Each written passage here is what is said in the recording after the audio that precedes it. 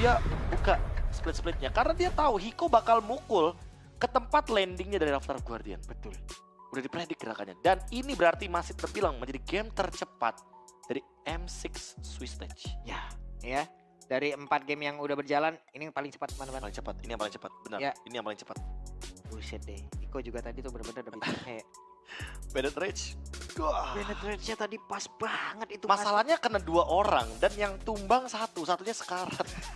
Ini udah tinggal mundur. Yang tumbang yang garda utama yang dia tadi bertahan capek banget udah betisnya itu Bruno. Dan ini kayaknya udah dibaca sih gerakannya. Isuncinya memang sengaja dikasih, Pak. Iya makanya tadi Mereka kayaknya udah observe lah beberapa kali permainan Isuncinya. Jadi kayaknya walaupun ada Mountain Shocker yang bisa membuka map dari teman-teman Team Spirit, seenggaknya mereka tuh udah nebak gitu loh gerakannya, farmingnya seperti apa. tadi kan kita ngebahas ya, ini enaknya akan apa yang diisi nanti di area Godland-nya, fighter kah atau apakah? Ya, Tapi kita tadi ternyata- expect Ruby kan. Sampai Ruby ya, ataupun fighter mungkin ya. Tapi ternyata dia sama-sama marksman juga dan wah ya wes kalau gitu kita dengarkan dulu interview yang ada di Malaysia. One of the first fan favorites to win today. And of course, one of the fastest games also today. Now, first of all, Kid Bomba, how are you feeling about this win?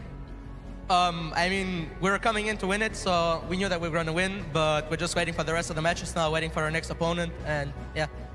Okay, now you're talking about your next opponent. Winning today, there will be a draw later on to determine who you guys will face tomorrow. If you could choose, based on the winners just now, who would you choose to meet tomorrow? Only based on the winners? Maybe KOS to G. Oh, okay. Now, Kid Bomba, we know you're new to Malaysia. How do you like Malaysia so far? How is the food? How are the people, the audiences, the hospitality? I've been really liking Malaysia. It's like different from other countries in Southeast Asia. I think it's way more modern in my opinion. I really like Kuala Lumpur as a city, you know? It was great. Food's also been great at the hotel. Didn't really go out and eat. So you So, love the yeah. food here so far? Yeah, I Not like too everything spicy here. for you? No, I actually like spicy food. Oh, okay. Maybe, you know, the people, the players can bring you to go eat more Malaysian food. I'm pretty sure you'll like that. Okay, now Kid Bomba, we know that you guys had an impressive run in the M4. Finishing, no, M5, sorry. Finishing number 4. I got the numbers mixed up. Now, in MSC, unfortunately, you guys had to end your journey early. Now, how did you guys prepare for M6 this time around, ensuring that you guys will actually last and hopefully even make it to the big stage, Axiata? We came into the tournament to win it. We didn't really come, you know, to have a vacation. The mindset has been set from the start of MCC. Like, we have been scrimming not only a month for the boot camp, not only 2 months. We've been scrimming this whole time with the new roster. And every lose or every win that we had is just like a stepping stone to where we are now. And I hope that we can really show everybody this tournament what we are really made out of and perform even better than in M5, since I said that we'll come back stronger and I want to hold my promise. Oh, he wants to hold his promise to the fans. Okay, now just now, before the camera came to us, we were having a bit of a chat. Okay, now I said that, you know, they're one of the first fan favorites to win. And what did you say just now? You think who else was a fan favorite? I thought CFU was the favorite again in the match. CFU was NIP Flash. I thought CFU would win, you know, like top 1 Cambodia better than top 1 Singapore, but I guess because of the result in MSC 2024, I don't know, NIP Flash got like maybe overrated a little bit. Oh, okay. Kid Bomba is spitting bars. Now, Kid Bomba, before we wrap up this interview, would you like to say anything to the fans? Because you are pretty a favorite in Malaysia. Thank you for the support. I hope that in the next matches we'll keep playing better and better. This was just the first match, so just keep waiting for the rest. Trying to go 3-0. 4-0. All right, thank you very much to Kid Bomba. And with that, let us show it over to the panel to break down what happened in this game. So, panel. Wow. NIP Flash overrated. Overrated. Ya udah on point aja bilang gitu kan. Karena dia punya ekspektasinya gini loh. Top 1 Singapura tuh menang lawan Kambodia. Ya. Ekspektasinya kan. Masih Tapi ternyata nggak sesuai kenyataan kan. Overrated. overrated. Jadi kan penilaian Kid Bomba boleh dong, boleh. Karena kan dia yang menilainya juga. Mungkin nanti kalau nanya ke Sawo beda lagi. Ih. Mungkin nanti ya tim-tim yang di 01 kan. Masa mau diabsen? Tapi lagi dan lagi ya, S2G. Ada apa dengan S2G nih, Prof? Kayaknya gini loh. Kayak mungkin karena tim yang benar-benar pertama kalinya gitu loh muncul. Mau di ospek. Nah itu mau dicobain gitu loh, mau tahu gitu loh game kayak gimana. Malah Pak, kalau mereka baru ketemu S2G-nya di knockout stage, repot mereka. Karena mereka belum pernah ketemu gitu Iya. di stage-nya kan. Jadi ketemu dulu di sini nih. Ketemu dulu niatnya mungkin. Udah berapa tim? 2 tim ya udah ya? 2 tim berarti. 2 tim ya pengen Iya. ketemu SUG ya? BTK, karena emang BTK emang mau absen Turki kayaknya.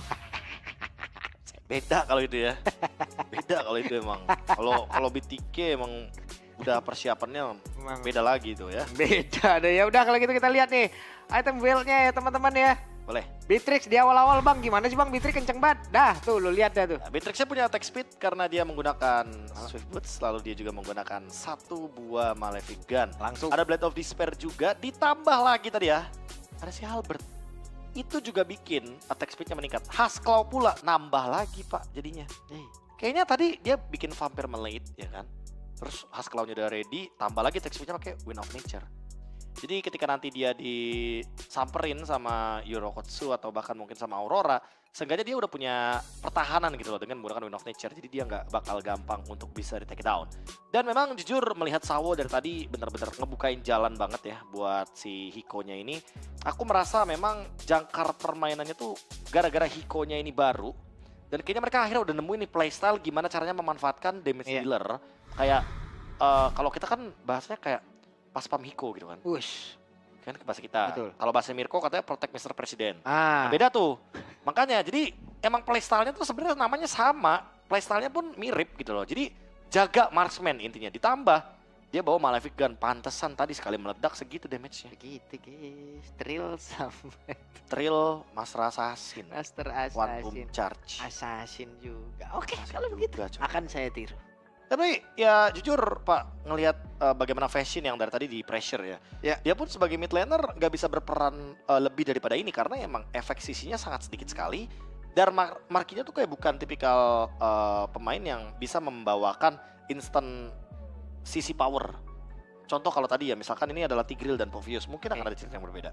Atau setidaknya hero-hero badan yang bisa menahan lini depan selain Gatot Kaca tapi ultimate-nya gampang kena gitu loh. Oke.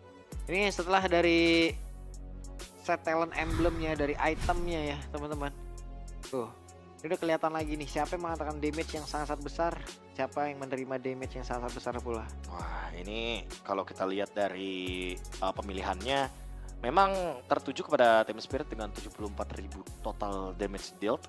Dan memang kita sempat melihat juga sih bagaimana keuntungan yang bisa didapatkan. Tower aja kosong, Turtle juga kosong, Lord apalagi. Dan kita juga ngelihat perbandingan dari Orange dan juga Purple buff-nya karena invade dari Alpha-nya berarti berhasil. Ini jomblangnya jauh banget ya Hiko ya, 74.000 sendiri loh. Enggak, ini perbandingannya juga yang paling tinggi itu ada di angka 41.000, dia 74 sendiri. 74 sendiri. Itu semua karena attack speed dan juga Bennett yang dia bawakan. Iya, atas, bawah, tengah semua dimakan. Tapi tadi sering banget ya dia makan atas dan juga tengah itu berkali-kali dan itu emang mendompleng banget loh. Kayak ada jalurnya dia gak sih? Iya. Kayak Kid Bomba sama One Shot biarin main di bawah. Terus nanti Sunset Lover tuh bakal nyambut Hiko pas datang sama Sawo gitu. Jadi mereka akan selalu bergerak dengan 3. Jadi kan susah kan kalau mau di ganking kalau 3-3 kayak gitu. Yap. Dan MVP akan jatuh ke tangan siapa nih kira-kira, Hiko kah? Ya Hiko sih. Karena kalau misalkan by performance emang mungkin ke arah Sawo atau Sunset Lover ya. Tapi kayaknya Hiko tetap jadi MVP sekarang. Dan benar, Hiko. 406 nggak kesentuh Pak. Nah ini Dire Hit buat teman-teman yang bertanya aktif apa enggak? Enggak, belum aktif kok. Masih jauh banget bahkan dari kata aktif. Karena ini kan menangnya early game banget nih. Jadi ya menurutku di MVP by GoPay kalau kalian bertanya itu sepatunya Dire Hit aktif enggak? Makanya sakit? Enggak aktif kok teman-teman. Yang bikin sakit itu ya udah pasti Master Assassin emblemnya tadi. Dan juga efek dari Blade of Despair. Ketika emang darah dari musuh kalian di bawah 50%, damage yang diberikan itu akan semakin tinggi lagi. Dan itulah yang membuat tadi Hiko sangat-sangat berjaya deh ya. Mau kemana pun dia perginya udah semuanya bakal Semuanya. 3 habis semua, dia udah menang jauh banget. Coba lihat. Nah itu tuh permasalahannya. 188 gol per menit loh. Tapi kita lihat aja bagaimana permainan tadi dari Hiko ya di game yang keempat. Ya udah, ini dia highlightnya. Ini dia highlightnya yang mungkin bisa kita lihat juga bagaimana permainan dari match keempat kita. Hiko sebagai MVP-nya dan bisa memberikan area of effect yang begitu luar biasa masif. Bahkan dengan penggunaan dari 1 buah Malefic Gun-nya. Dan kalau boleh jujur, melihat bagaimana permainan dari teman-teman Team Spirit di game kali ini cukup meyakinkan sebenarnya. Karena mereka benar-benar mampu untuk memberikan tekanan dari early game, bahkan tekanannya nggak berhenti sama sekali. Inisiasi yang diciptakan Mycam Evolve malah menjadi jangkar inisiasi mereka balasannya gitu loh. Jadi mereka bisa bermain dengan counterplay dan sangat cepat sekali untuk bisa menumbangkan Marquinhos, bahkan Nih, Super Nahuel. yang terakhir ini pas banget emang. Pas banget yang terakhir. Oke, maju dikit. Dilempar. Dia Bennett Rage dari mana ya? Bennett Rage. Dari sini. Gelar. Dia masuk lingkarannya. 2000